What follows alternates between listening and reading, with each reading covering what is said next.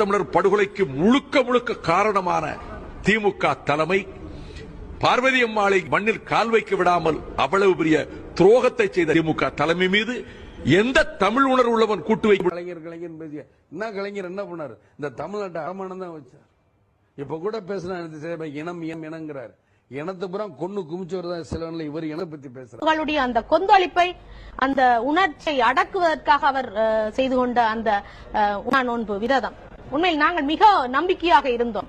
எங்களை காப்பார்கள் என்று நம்பி இருந்த அந்த நேரத்தில் அவர் கைவிட்டது ஒரு வரலாற்று துரோகமாக நாங்கள் பார்க்கின்றோம். 4வது தமிழீழ போரை நடத்தும் பொழுது வேடிக்கை பார்த்ததே நீதானையா? காட்டி கொடுக்கிறவன் எங்க இருக்கான்னு பார்த்தால கருணாநிதி சிக்கிறாரு. 2009 இதே டிஎம்கே கவர்மெண்ட் கருணாநிதி தானே இருந்தார், காங்கிரஸ் தான் ஆண்டு கொண்டு இருந்தது. இங்க இருந்து எந்த விதமான லைஃப் லைன் சொல்லுவாங்க, இந்த லைஃப் லைனை கட் பண்ணிட்டோம். கருணாநிதியின் வரலாறு என்பதே தமிழ் இனத்திற்கு துரோகம்.